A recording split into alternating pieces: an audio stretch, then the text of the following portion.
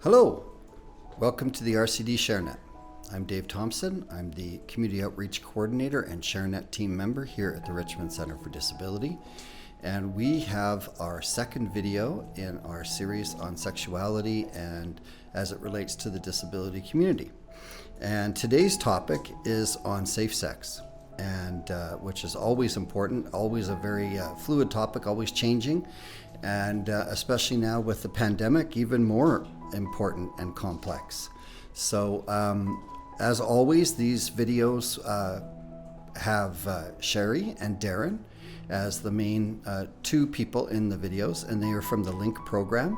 That's the Safety, Relationships, and Sexuality program, and we'd like to thank them again for their stellar work with this video. I hope you enjoy it. Hi everyone, I'm Sherry. I'm a certified sexual health educator through Options for Sexual Health BC. I use the pronouns she and her. I'm also a board certified behavior analyst and a clinical supervisor here at posAbilities.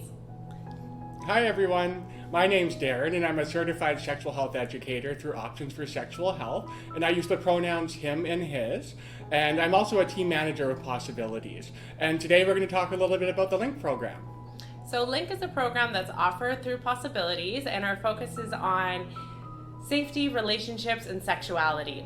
We offer a series of different topics on sexual health, and these can be offered in a one-to-one setting or in a group setting. So feel free to visit our website to get more information, and we are happy to support you. Through these series, Darren and I are going to be talking to you about various different sexual health topics. We hope you enjoy them. We hope you enjoyed the series. We look forward to working with you.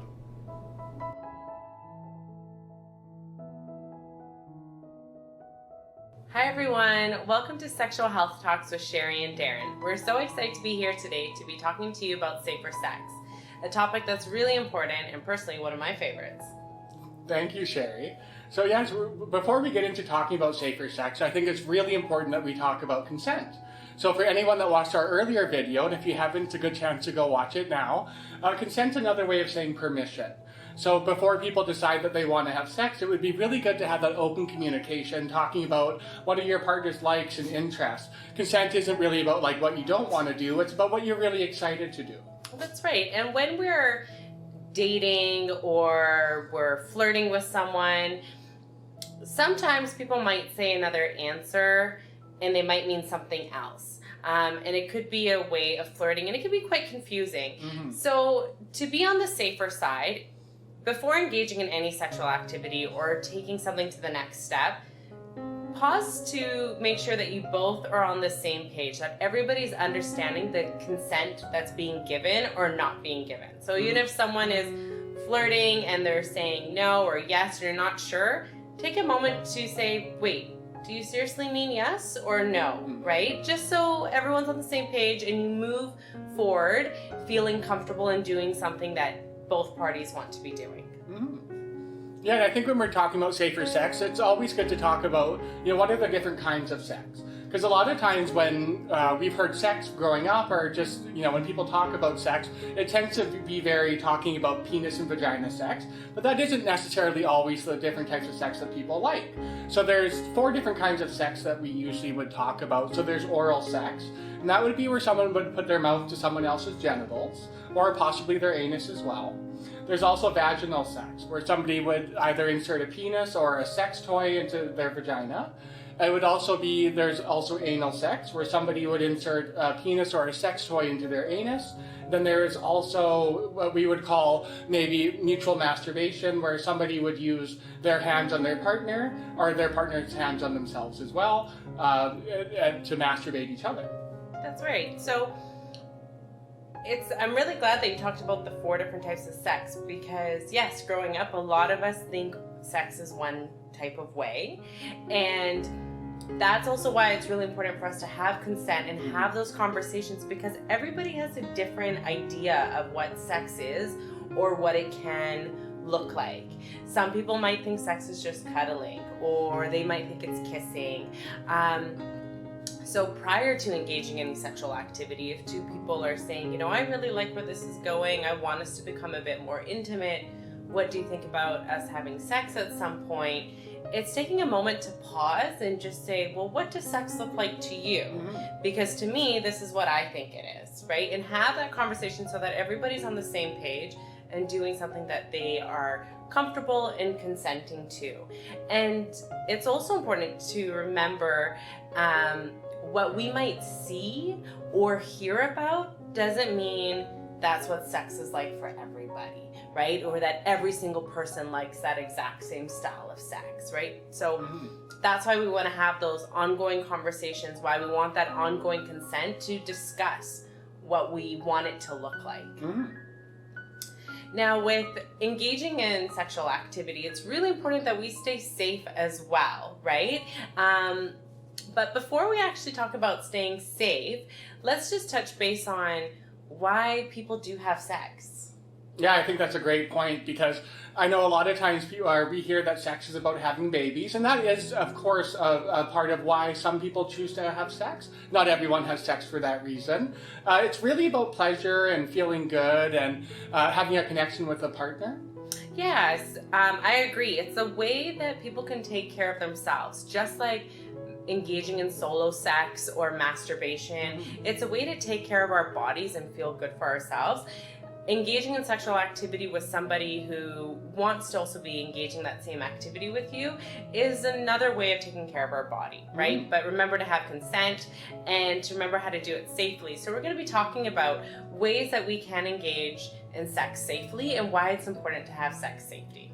Yeah, so when we hear the term safe sex, what comes to mind for a lot of people is condoms. And safe sex is really about, it's around sexually transmitted infections, or STIs, as we'll refer to them in the rest of the video. And STIs are really just a cough or a cold for somebody's genitals.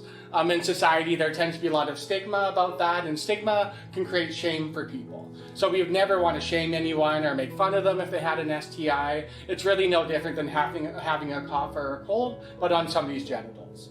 That's right. Because STIs are also treatable, right? That's why it's not really a big deal. But one way that protects us from sexually transmitted infections, and even protect us from pregnancy if that's not our goal to get pregnant, is what Darren talked about, is using condoms. So we'll show you a visual of how you can put on a condom, but a few things to remember when you're using a condom. So what I have here in my hand is an external condom, which Darren talked about. And an external condom is what typically comes to our mind when we think about the word condom. It's something that can be rolled onto a penis, or it can be used on a pleasure toy.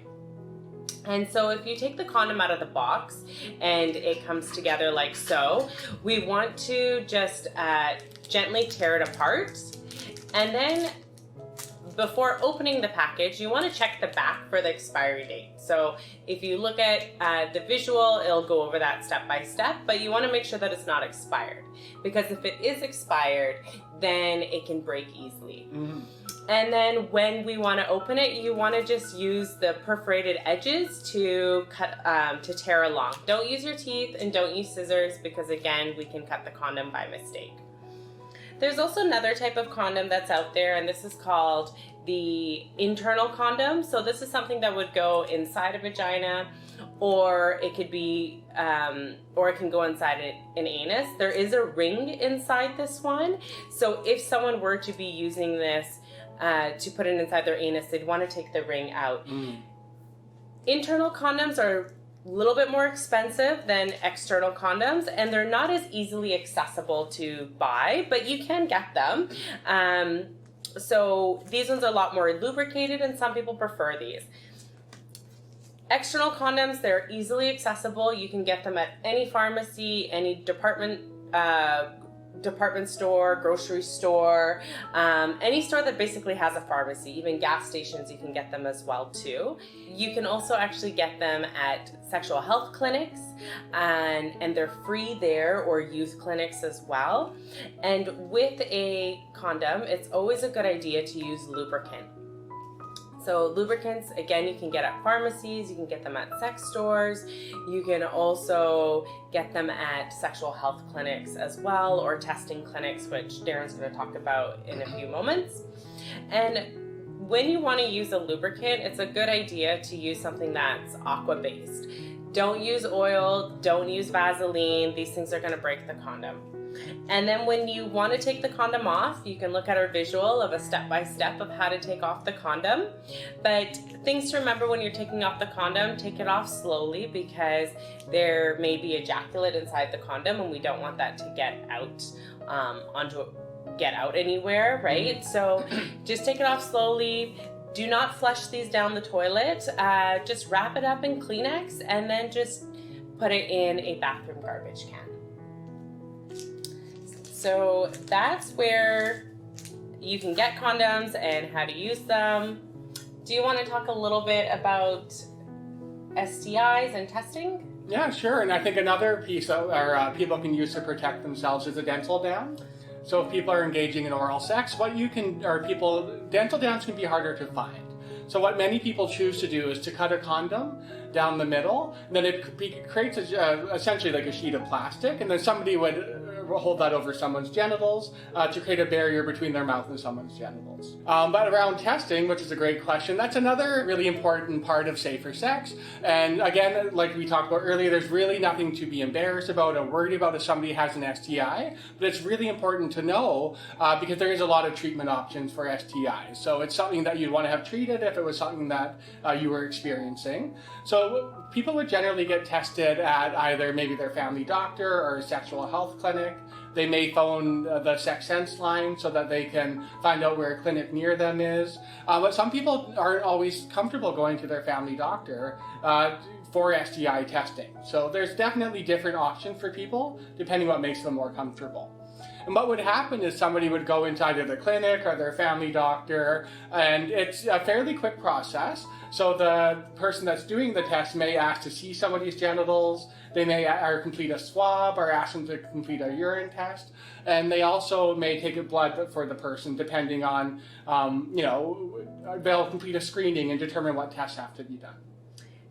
And when somebody wants to get tested, it's a good idea to tell the person you want a comprehensive test for sexually transmitted infections, because otherwise they'll only just test for a few basic things. So when we ask for a comprehensive one, that's when they'll do the testing for through blood as well, right? Or they'll also do a urine sample as well too. So they do a little bit more than just a visual check. Yeah, and I think it's also really important, around when people should get tested. Generally, what is said is at least every year, but it's a good idea if somebody's having, a new sexual partner, or if they're a bit worried about something, or if they maybe are somebody that chooses to have multiple sexual partners, they may want to go every 3 months to get tested. Yeah. So a few things to remember is that when you're wanting to engage in sexual activity, make sure that consent is there. Have that conversation about what type of sexual activity we're agreeing on. Don't forget to have condoms on hand. Have that discussion too, like who's gonna bring the condom? It shouldn't always fall on one person to always purchase the condoms or have them. So have that conversation about who's gonna bring them this time. And if somebody says that they're using birth control methods such as like a pill or a patch, or they're taking the depot shot as an example, or they have an IUD in them, just know that that doesn't protect a person against sexually transmitted infections. That's going to help protect against pregnancy if that's not the goal, to get pregnant. But we want to also, using condoms is going to help us stay protected against sexually transmitted infections. And remember where to get tested. If you're unsure or you forget, just call the Sex Sense line and say, hey, I'm wanting to get tested. I don't know where to go, or I don't know what's near me. And there'll be someone there who will be able to help you out on their phone, and it's anonymous. If you like more of these conversations or want to hear more from Darren and I, feel free to visit us at our website, and we'll be happy to connect further. Until next time. Hello, I hope you enjoyed that video. And we do acknowledge these are challenging topics and not always easy to talk about. So if you have any questions or concerns, please look at the description below for the contacts to the LINK program. And please watch for our other videos in this series coming up on sexuality and disability. Bye for now.